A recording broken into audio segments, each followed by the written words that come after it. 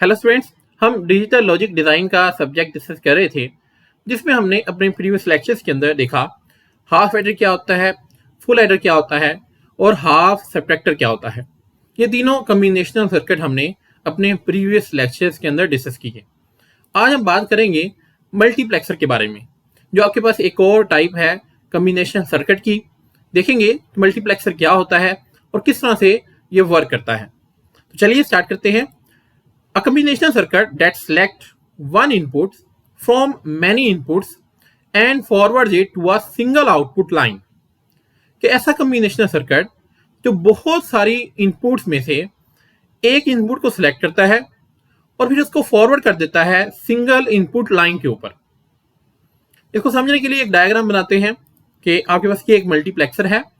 इसके अंदर आपके पास तीन चीजें होती हैं। सबसे पहले आपके पास लेफ्ट साइड पे आपके पास बहुत सारी इनपुट्स होती हैं, इनकी जो तादाद है वो 2 की पावर n से हम मेजर करते हैं। अब इन तमाम इनपुट्स को सिलेक्ट करने के लिए आपके पास बॉटम में एक सिलेक्ट लाइंस होती हैं, जिनकी तादाद होती है n। n number of select lines होती हैं जो बेसिकली डिसाइड करती हैं कि इन तमाम इनपुट्स में से कौन सी इनपुट सिलेक्ट होगी, और जो इनपुट सिलेक्ट होगी वो फाइनली आपकी राइट साइड पे जो आउटपुट लाइन है उसके ऊपर सेंड कर दी जाएगी। यानी कि मल्टीप्लेक्सर के अंदर जो आपके पास आउटपुट है वो हर सिचुएशन के अंदर एक ही आउटपुट ये आपको प्रोवाइड करेगा। तो ये इसकी ब्लॉक डायग्राम है।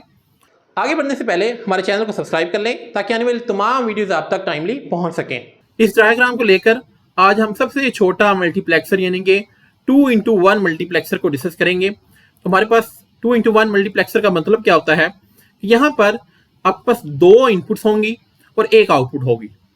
तो लेफ्ट साइड पे आपके पास जो मल्टीपल इनपुट्स हैं, ये 2 इनपुट्स किस तरह से होंगी।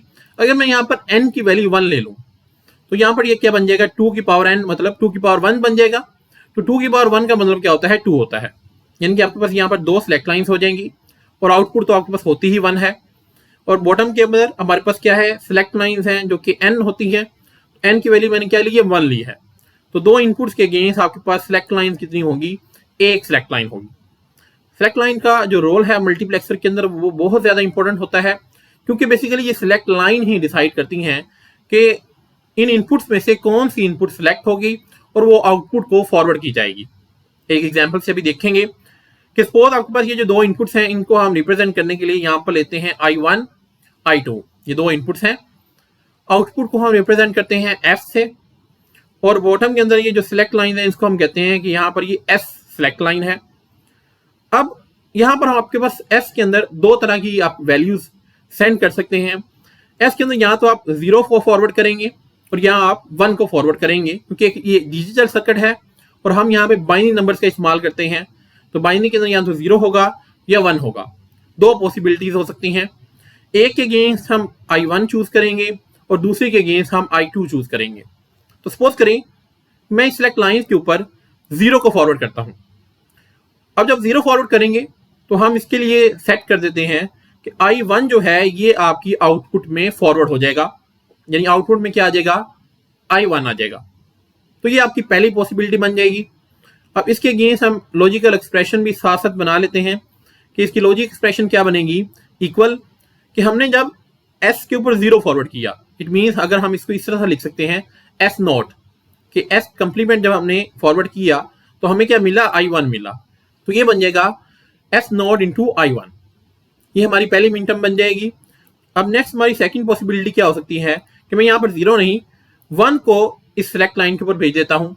जब 1 यहाँ पर जाएगा तो आपकी जो सेकेंड इनपुट है I2 ये फॉरवर्ड हो जाएगी आपकी इस आउटपुट को, यानी आउटपुट के अंदर आ जाएगा I2। तो हमारी एक्सप्रेशन क्या बनेगी, प्लस कि जब हमने S1 को हम रिप्रेजेंट करेंगे S के साथ, कि जब हमने S को भेजा तो आपके पास आउटपुट क्या आई, I2 आई। तो ये बन जाएगा I2। तो ये आपके पास कंप्लीट आपकी लॉजिक एक्सप्रेशन बन जाएगी 2x1 मल्टीप्लेक्सर की, कि जब आपने S नोट भेजा तो I1 मिला आपको, और जब आपने S को भेजा तो आपको I2 मिला। अब इस एक्सप्रेशन को इस्तेमाल करके आप अपने 2x1 मल्टीप्लेक्सर का ट्रुथ टेबल भी बना सकते हैं। ट्रुथ टेबल कुछ यूं होगा कि आपके पास एक कॉलम होगा सिलेक्ट लाइन का और होगी आउटपुट। सिलेक्ट लाइन में क्या होगा कि जब आपने 0 भेजा था सिलेक्ट लाइन के ऊपर तो आपके पास क्या आया था, I1 आया था, तो आउटपुट के अंदर I1 आ गया। इस तरह से जब आपने सिलेक्ट लाइन के ऊपर 1 को भेजा तो आपके पास आउटपुट में क्या आया, आउटपुट में आपके पास I2 आया। तो ये आपके पास ट्रुथ टेबल कंप्लीट हो गया 2x1 मल्टीप्लेक्सर का। तो इस तरह से बेसिकली मल्टीप्लेक्सर जो कम्बिनेशनल सर्किट है वो वर्क करता है। तो आई होप आपको 2x1 मल्टीप्लेक्सर के सारे जो कॉन्सेप्ट्स हैं वो क्लियर हो चुके होंगे। नेक्स्ट लेक्चर के अंदर हम 4x1 और 8x1 मल्टीप्लेक्सर के बारे में बात करेंगे। आज के लिए इतना ही, मिलते हैं नेक्स्ट लेक्चर के अंदर। Thank you very much.